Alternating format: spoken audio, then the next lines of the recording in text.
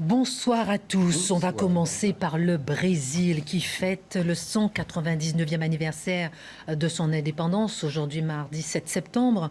Le pays fait face à une ambiance démocratique extrêmement délétère. Éric Zemmour et le président Jair Bolsonaro a appelé ses soutiens à manifester contre la Cour suprême qui a ouvert plusieurs enquêtes contre lui.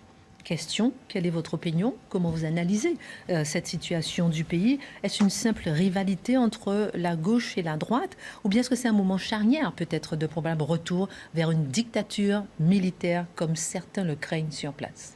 Vous savez, en général, pour analyser une situation, c'est un peu toujours la même chose. On a un pays, on a des éléments spécifiques à ce pays et on a aussi des éléments qui rassemblent tous les pays du monde parce qu'à une époque donnée, finalement, il y a des mouvements communs, surtout à notre époque où il y a une médiatisation, une communication bien plus étendue qu'à l'époque. Mais vous voyez, même à l'époque, la fameuse révolution de 1830, elle part de Paris en février et elle court dans toute l'Europe, le fameux printemps des peuples. Donc vous voyez, il n'y avait pas la télévision, il n'y avait pas Internet, il n'y avait pas tout ça. Donc c'est vous dire aujourd'hui s'il y a des mouvements de fond dans toutes les sociétés mondiales. On va essayer de voir ça. D'abord, les spécificités brésiliennes. Archi connu, il n'y a pas que le football, il y a aussi les coups d'État, les golpes, tradition militaire au 19e siècle, reprise au 20e siècle, encouragée, je dirais, par les Américains contre les communistes. Vous voyez, c'est assez simple à comprendre. Le fameux mot de Reagan que j'aime beaucoup, on lui dit tel dictateur est un salaud, il dit oui c'est un salaud mais c'est notre salaud. Vous voyez, donc ça, c'est la grande lutte de la guerre froide que résume assez bien cette phrase. Donc, évidemment, à la fin de la chute du mur, les Américains cessent de vouloir des dictateurs partout pour contenir l'avancée du communisme. Et on a des régimes démocratiques, plus ou moins démocratiques. Mais après tout, les gens votent. Il y a la liberté de presse. Il y a une Cour suprême, etc. Il y a tous les éléments d'une démocratie. Il n'y a aucune raison de dire que la démocratie brésilienne n'est pas une vraie démocratie. Bon. Maintenant, vous me dites aussi combat droite-gauche. Oui, bien sûr. Évidemment, tout ça est dans la perspective de la prochaine présidentielle. En octobre prochain, dans un an. Entre Bolsonaro et Lula. Lula, qui était l'ancien président, leader syndicaliste, puis leader de la gauche, qui avait été condamné par la justice pour prévarication, corruption, et qui a été, et c'est là où on rentre petit à petit dans la logique brésilienne avec la fameuse Cour suprême, la Cour suprême a blanchi, en vérité, pas vraiment, c'est uniquement pour des raisons de forme. On l'avait évoqué. Vous vous souvenez, avant les vacances, effectivement. On avait vu que c'était pour des raisons, de forme, de formalisme juridique. Mais de procédure, exactement. voilà, exactement. Bon. Donc, j'imagine que ça n'a pas fait plaisir à Bolsonaro. Sa libération. Oui, bien sûr, puisqu'il a son adversaire le plus redoutable qui revient face à lui. Bon. Maintenant, ça c'est la spécificité brésilienne. On pourrait rajouter le personnage de Bolsonaro, qui fait beaucoup fantasmer, parce que c'est un ancien militaire qui aime un peu se la jouer, vous voyez, grand soldat et dictateur de pied en cap. À l'époque de Chirac, on disait il était fanamili. On pourrait dire que Bolsonaro, lui aussi, est fanamili et qu'il aime bien jouer à ça et qu'une partie du peuple brésilien estime, pour des raisons variées, que c'était mieux du temps de la dictature. Oui, il y a toujours cette nostalgie d'une partie de la population pour des régimes à poigne, qui n'est pas spécifique à tel ou tel pays. Bon, jadis, un écrivain français disait que la France était poignarde.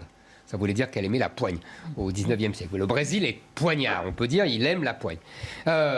Donc, ça, c'est la spécificité brésilienne. Et puis, ça ne va pas vous étonner que je vous dise ça, parce que maintenant, depuis 2 ans, vous m'avez souvent entendu dire ça. Il y a la vraie question, alors là, qui est générale, qui est commune à tout l'Occident, qui est la question, ouvrez les guillemets, de l'état de droit. Et qui est la question du rapport entre démocratie et gouvernement des juges. On le sait, je vous l'ai déjà dit 1000 fois, dans la foulée de l'après-Seconde Guerre mondiale, après les grandes dictatures fascistes, on a essayé d'ériger un contre-pouvoir judiciaire très fort pour pouvoir éviter la dictature du pouvoir exécutif. On a estimé que toute loi devait d'abord ou après être enregistrée et être acceptée et être commentée et être amendée par le pouvoir judiciaire. Dans certains pays comme la France, c'est une révolution. Je vous en ai parlé 1000 fois, ce n'est pas du tout notre tradition juridique. Notre tradition juridique, elle est légicentrée. C'est-à-dire que pour nous, la catégorie suprême de notre hiérarchie des normes, c'est la loi. Et ça, pendant un siècle, la grande Troisième République, c'était ça. Il n'y avait pas de Conseil constitutionnel, il n'y avait pas tout ça. Vous voyez, c'est une tradition plutôt américaine, plutôt anglo-saxonne. Cette histoire de Cour suprême qui analyse et qui corrige et qui annule parfois des lois. C'est pas du tout dans la tradition française. Donc le Brésil, il est sur le modèle américain évidemment, donc il a une Cour suprême, etc., etc. Mais on voit bien aujourd'hui, si vous voulez, que, et on le voit en France et on le voit dans d'autres pays, que les juges analysent et interprètent les lois en fonction d'une certaine idéologie. Et donc on a une partie de la population, une partie du peuple, des peuples, on le voit en France, mais on le voit dans d'autres pays, qui ne sont pas d'accord avec cette idéologie qui sous-tend l'analyse et la décision des juges. Qu'elle soit Conseil constitutionnel, Cour suprême américaine, Cour européenne des droits de l'homme, Cour de justice européenne. Vous voyez, tous ces grands juges-là ont à peu près tous le même tempo, j'allais dire, et le même calendrier idéologique, le même agenda idéologique. Et donc évidemment, quand il y a des leaders qu'on appelle populistes, comme Bolsonaro, comme Trump, comme d'autres, qui sont contestés par la Cour suprême, eh ben, ces leaders-là disent « mais la démocratie, c'est pas ça ». La démocratie, ce n'est pas le pouvoir des juges, ce n'est pas le gouvernement des juges. La démocratie, c'est d'abord le pouvoir du peuple, par le peuple, pour le peuple. Nous avons donc là, et j'ai encore une fois, pardon pour... je me répète, mais nous avons là les deux conceptions de la démocratie. La conception rousseauiste, conception originelle de la démocratie qui est ce que j'ai dit, le pouvoir du peuple, par le peuple, pour le peuple. Et puis la conception plus moderne, d'après la Seconde Guerre mondiale, qui est la démocratie, c'est d'abord l'état de droit, c'est-à-dire l'existence de contre-pouvoirs. Forcément, il y a un équilibre à trouver. Moi, je considère, mais encore une fois, ça se discute, moi, je considère que nous avons basculé et que l'équilibre n'est plus. Et qu'aujourd'hui, nous avons un gouvernement des juges qui dirige dans tous les pays occidentaux à la place des représentants du peuple, alors qu'ils ne sont pas élus, il faut le rappeler, en fonction de leur idéologie. Le fond de l'affaire de Bolsonaro, au-delà du folklore brésilien, vous voyez, au-delà des insultes, au-delà des arrière-pensées, au-delà du fait que c'est la Cour suprême qui a libéré Lula, vous voyez, tout ça est évident. Mais le fond, l'arrière-fond, l'arrière-plan de ça, c'est la bataille qui est commune à tout l'Occident entre ces deux conceptions de la démocratie. On va voir tout à l'heure justement qui gagne par rapport à cette bataille. On va parler de Donald Trump, on va parler de sa bataille aussi avec les réseaux sociaux. On en parle dans un instant. Mais comment croire, Éric Zemmour, justement, que le mandat de Bolsonaro n'est pas voué à l'échec quand on voit comment Donald Trump lui-même, il a fini aux États-Unis? Est-ce qu'il n'y a pas des similitudes évidentes justement entre les deux hommes, leur façon de contester, défier les institutions de leur pays, même si c'est nécessaire au jeu démocratique? Je fais une parenthèse, par exemple, lui, Jair Bolsonaro, il a quand même appelé aujourd'hui à descendre dans la rue pour manifester, je disais, contre la Cour suprême. Vous savez, quand... Ça ressemble beaucoup à Donald Trump. Bien sûr, non, mais évidemment que c'est un clone de Donald Trump, c'est une évidence, c'est un sosie politique, même dans le style, tout ça est une évidence. En plus, c'est l'Amérique, donc il y a des accointances, et vous vous souvenez, il y a les mêmes, en plus, les mêmes tropismes de politique étrangère. Souvenez-vous, Bolsonaro avait, dans la foulée de Trump, été très pro-israélien, très anti-iranien, vous voyez. Donc tout ça, la comparaison est évidente. Vous avez tout à fait raison. Est-ce qu'il va connaître le même sort que Trump? C'est ça la question que vous posez.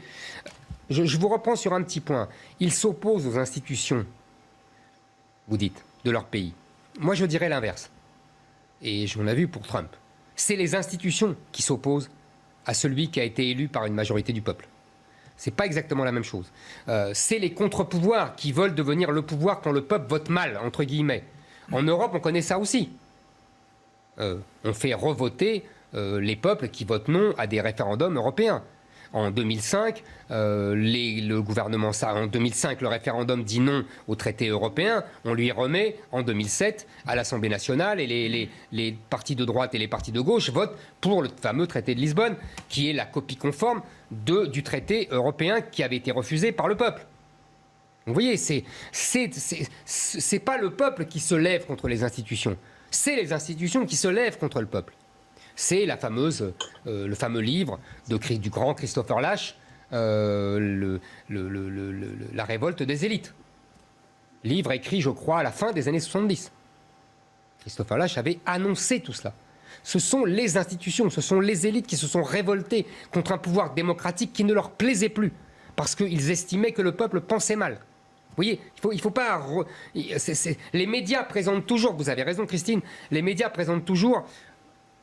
on voit toujours le populiste méchant qui s'élève contre les institutions de son pays. Non, non. Le populiste méchant, il est suivi par une majorité du peuple. Et le populiste méchant, il défend le pouvoir démocratique, avec tous ses défauts et tous les défauts de ces populistes méchants, qui n'en manquent pas, hein, c'est pas le sujet. Mais, vous voyez, contre la révolte, elle vient d'en face. Elle vient des institutions, elle vient des élites. Il ne faut jamais oublier ça, parce que ça serait injuste. Alors après, Bolsonaro, je vous répète, il a sans doute tous les défauts du monde. Vous voyez, je ne suis pas énamouré de Bolsonaro, comme je n'étais pas énamouré de Trump. Mais il n'empêche que ce qu'ils incarnent est bien plus grand que ce qu'ils sont, comme toujours en politique. Pour rebondir sur Donald Trump, en caricaturant un peu, il a fini par perdre. Bien sûr, vous avez raison. Il a fini par perdre. Après avoir été l'objet de l'hostilité depuis le premier jour de son élection de tous les médias, à part Fox News qui a fini par le lâcher, de toutes les institutions, comme vous avez dit, d'État, même son administration. Souvenez-vous, le FBI était contre le président élu. Donc évidemment, vous avez raison, il a fini par perdre, oui. Je ne parle même pas des fraudes, on ne va pas reprendre cette discussion, peu importe qu'elle soit vraie ou fausse, maintenant il a perdu. Donc vous avez tout à fait raison. C'est-à-dire qu'on est dans un système où un président élu par le peuple, selon le suffrage universel, est immédiatement, dès le premier jour de son élection, combattu par toutes les institutions du pays. Ça pose une vraie question démocratique. Ça pose une question démocratique pour tous nos pays. Parce qu'en Europe, c'est la même chose. Regardez le sort que subit Orban, qui est persécuté par les institutions européennes et par les grands pays européens comme l'Allemagne et surtout la France. Il est élu par la majorité du peuple. Et la majorité du peuple lui renouvelle son soutien régulièrement. Il gagne toutes les élections depuis 15 ans. Et pourtant, on le voue aux gémonies. C'est un vrai sujet démocratique. Mais je vous répète, hein, on pourrait en discuter des heures, parce qu'en vérité, c'est deux conceptions de la démocratie qui s'opposent. Et on peut pousser le parallèle avec Donald Trump jusqu'aux réseaux sociaux, puisque lundi 6 septembre, l'AFP rapporte que le président Jair Bolsonaro a pris un décret pour limiter la modération des réseaux sociaux qui ont censuré son compte. Les réseaux sociaux, de leur côté, expliquent faire simplement leur travail de filtrage des fausses informations. Mauvaise réaction de Jair Bolsonaro ou bien mauvaise réaction des réseaux sociaux face à la vérité? Voilà, vous avez posé la question, la vérité. Mais ma chère Christine, qu'est-ce que la vérité? Qui a la vérité? C'est une question qu'on pose depuis des milliers d'années, que les philosophes grecs posaient, que les théologiens chrétiens posaient. Qu'est-ce que la vérité? Qui décide de la vérité? C'est une question vertigineuse en vérité. Il y a quand même des faits, des informations. Il y a des faits, il y a le réel, mais ce n'est pas la vérité. Donner à quelqu'un, à une organisation, le pouvoir de dire quelle est la vérité, c'est théologique. La vérité, c'est on instaure un régime théocratique. C'est-à-dire que les réseaux sociaux deviennent une espèce d'église qui dit la vérité. Il y a la vérité et il y a le mensonge. Je vais vous donner un exemple pour vous taquiner. Est-ce que le réel n'est pas plus vrai qu'autre chose? Donnez-moi votre exemple. Je vais vous donner un exemple. Taquinez-moi. En 1981, François Mitterrand est élu. il y a alors des papiers dans la presse dite d'extrême droite pour dire il a une fille secrète. Imaginez, avec les réseaux sociaux à l'époque, immédiatement, Twitter, Facebook aurait dit c'est une fake news, c'est un mensonge. 20 ans plus tard, François Mitterrand lui-même, à la fin de sa vie et à la fin de ses 2 mandats, 15 ans plus tard, pardon, s'affiche dans un grand resto parisien avec la fille en question, Mazarine, qui fait la une de Paris Match. La fake news est devenue vérité. Voilà.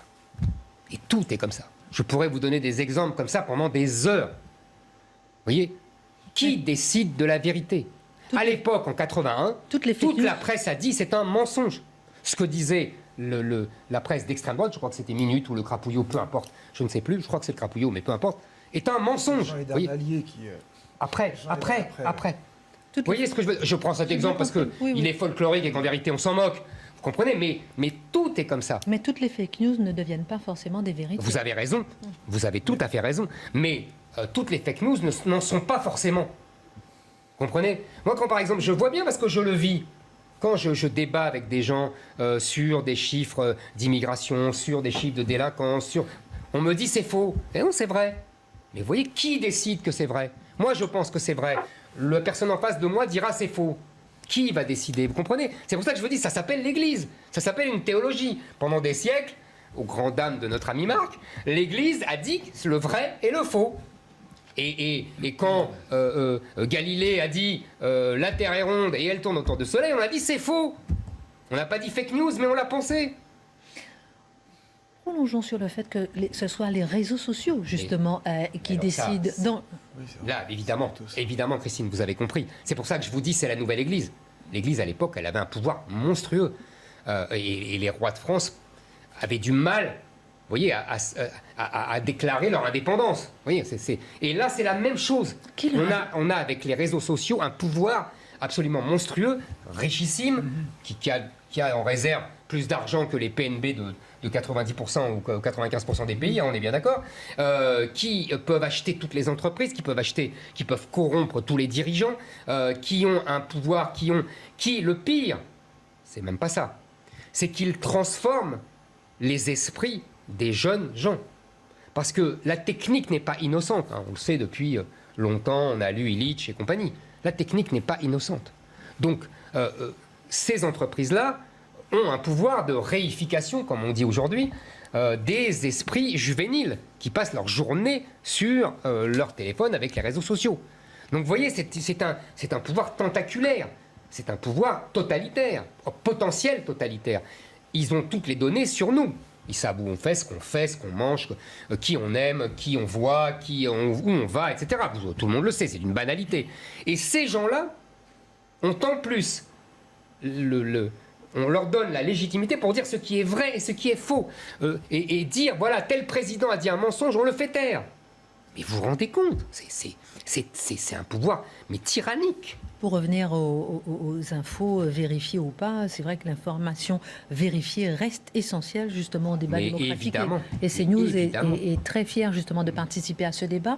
Pour revenir et pour continuer sur ce que vous disiez, sur ce pouvoir qu'ont les réseaux sociaux, qui leur a donné ce pouvoir ? Pardon, je vais dans tous les sens un peu peut-être, mais qui leur a donné ce pouvoir ? Parce qu'ils ont le pouvoir financier aussi, de pouvoir modérer, de pouvoir décider, de pouvoir gérer. Ce pouvoir financier, finalement, quand même, notre législation n'a plus, notre juridiction n'a plus. Vous avez raison, c'est une vraie question, parce que le paradoxe, mais c'est souvent comme ça dans l'histoire, c'est qu'au départ, ils étaient assez rétifs.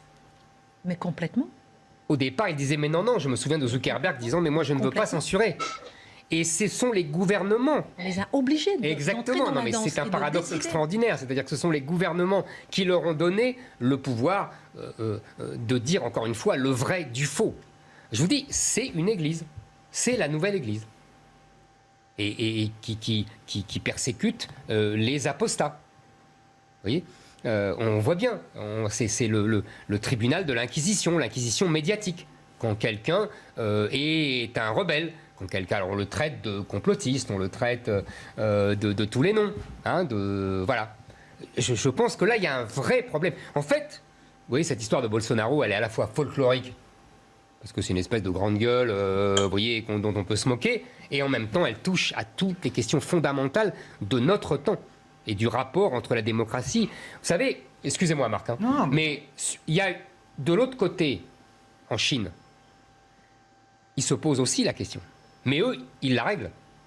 C'est-à-dire que le pouvoir politique est en train de reprendre en main les réseaux sociaux. C'est une dictature. Ah, absolument. Ils reprennent en main. J'ai vu un article dans le Figaro ce matin qui dit qu'ils ferment les blogs des blogueurs plus ou moins LGBT, etc., parce qu'ils craignent l'efféminisation de leur jeunesse. Des mineurs. Alors immédiatement, on hurle à la liberté individuelle, etc., je peux comprendre. Mais en même temps, est-ce que nos blogueurs de la même trempe sont vraiment libres? Ils ne sont pas plus libres que des gens qui sont soumis à une dictature. Ils sont soumis à une dictature de la mode, ils sont soumis à une dictature du politiquement correct, ils sont soumis à une dictature des marques, etc., etc. Donc d'une idéologie dominante qui est la nôtre aujourd'hui, en Occident. Celle de LGBT, celle de l'antiracisme, on va en parler dans mon deuxième édito. Ça n'est pas moins pour moi totalitaire et tyrannique. Prêt à prendre votre carte au Parti communiste chinois? Non, ce que je veux dire, c'est que tous les pays sont confrontés au même problème. Et qu'il est intéressant de voir comment chaque pays, chaque culture, chaque régime, chaque civilisation réagit. C'est ça qui est intéressant, je trouve, parce que, si vous voulez, je déteste l'arrogance occidentale qui croit que tout est bien en Occident et tout est ridicule ou horrible ailleurs. Et la solution n'est pas dans la dictature chinoise. Ah non, la solution n'est pas dans la dictature chinoise. En revanche, je pense que les dirigeants chinois ont bien compris, avec intelligence, les enjeux. C'est-à-dire qu'ils ont bien compris que le rouleau compresseur de l'idéologie woke américaine faisait des ravages sur les esprits des jeunes gens. On l'a vu en France et en Europe. Et ça, ils ont tout à fait raison. Maintenant, ils prennent des méthodes de régime totalitaire et de régime communiste. Je sais pas, vous voyez, c'est intéressant d'ailleurs parce que ça nous ramène aux origines du communisme dont Marc et moi nous connaissions quand, vous savez, la femme de Thorez, Vermèche, c'est ça, hein, Vermèche, ouais. Pestait contre les gourgandines, comme dirait Marc, qui voulait prendre la pilule et qui voulait avorter. C'est le Parti communiste des années 60. Donc, vous voyez, ça nous ramène à cela. Vous n'avez pas envie de... Juste avant, on fait un petit tour de table, mais juste peut-être une dernière question, toujours sur Jair Bolsonaro, sur sa gestion, parce qu'il est aussi critiqué sur sa gestion de la pandémie. On se rappelle comment au début, il hésitait, etc. Est-ce qu'il n'a pas une autre responsabilité, justement, dans sa gestion de la pandémie? Le rôle de président n'aurait-il pas été de démontrer l'exemple dans cette gestion de la pandémie? Vous savez, dernière question avec le recul qu'on a aujourd'hui, on s'aperçoit que... personne n'a été exemplaire, tout le monde a fait des erreurs, tout le monde a été débordé par ce virus, chacun a réagi avec son tempérament, j'allais dire son tempérament individuel de dirigeant et son tempérament national. On a vu Boris Johnson changer complètement, les Français aussi ont changé. Enfin, vous voyez, franchement, moi, je ne mettrai pas ma tête sur le bio pour dire, voilà, tel a très bien géré, tel a très mal géré. On sait que même des gens qu'on mettait en modèle, souvenez-vous, le premier confinement, on disait les Allemands sont formidables. Après, ils ont plongé. Là, pour la vaccination, on disait les Israéliens sont les rois du monde. Et là, on voit qu'ils ont d'énormes problèmes, qui parlent de 3e vague, voire de 4e dose. Enfin, vous voyez, c'est vraiment... là, j'aurais du mal à étalonner les dirigeants selon leur gestion du virus. Marc, rapidement, et Dimitri. Oui, premier point. Déjà, sur cette histoire de virus, ce n'était pas lui qui était aux commandes, puisque ce sont des États et ce sont les gouverneurs des États qui prennent la décision. Un peu comme aux États-Unis. Comme aux États-Unis. Deuxième point, sur la censure des médias, enfin, Facebook et compagnie, le grand drame, c'est qu'il n'y a plus les hommes derrière. On a programmé les machines, il n'y a plus la réflexion. Sous l'acquisition, vous aviez un dossier et des hommes qui disaient, là, ça ne va pas. Là, c'est l'algorithme qui remarque l'erreur. Il y a des hommes encore. Voilà, il y a des hommes encore. Et qui sont très chargés psychologiquement, d'ailleurs, qui en souffrent beaucoup. Mais c'est même pas ça. C'est que surtout, qui est choisi ? moi j'avais lu des papiers sur les fameux comités, etc. Ils sont aussi très orientés en faveur du politiquement correct, les gens qui sont choisis. Ça, c'est la Cour suprême de Facebook dont vous parlez. Pardon, la Cour suprême, merci Dimitri. Ils ont leur propre Cour suprême. Le dernier point, c'est Merci du nom. la guerre de la Cour suprême avec Bolsonaro. N'oublions pas que Bolsonaro viole les lois par rapport à l'environnement. Il favorise toute une déforestation en Amazonie. Et aux yeux de tout le monde, la Cour n'arrive pas à faire respecter les lois. Donc ils prennent une autre façon pour essayer de l'étouffer. Mais vous savez ce qu'il va vous répondre. Il va vous répondre, vous les Européens, vous avez déforesté pendant le 19e siècle pour vous industrialiser. Et nous, on est pauvres, donc il faut Non mais d'accord, réaction, on continue. ses propres lois. Marc. Vous avez pris un double café aussi.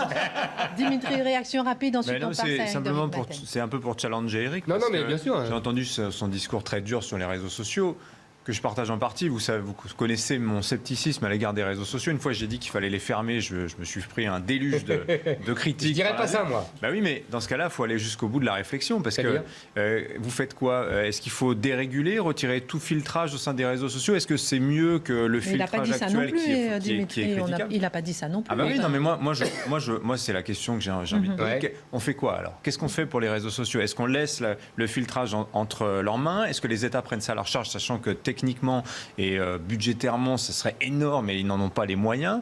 Qu'est-ce qu'on fait? Moi, Éric Zemmour, qu'est-ce qu'on fait? Spontanément, je vois très bien la question qui se pose. Évidemment, vous avez raison, c'est une vraie question. Mais moi, je choisis, dès que je peux, la liberté. Et d'abord, par inclination personnelle, parce que je pense que la liberté... Alors, vous voyez, là vous je l'avez rejoins toujours Marc. prôné jusqu'à supporter la haine. Exactement. Donc, moi, je suis pour la liberté. Parce qu'il y a des vraies fausses informations. Mais je sais bien, mais soit on est... Non, mais Dimitri, c'est même... Alors là, c'est vraiment les fondements de notre démocratie. Soit on pense que le libre examen, là, c'est vraiment Marc.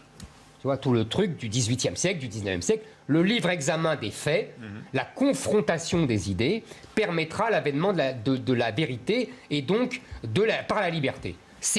Si on ne croit plus en ça, il faut fermer la boutique, il faut arrêter les élections, il faut mettre un dictateur. Vous voyez, mais vraiment, je suis là, je ne sais même pas avec ironie que je dis ça. Oui, c'est un fondement philosophique.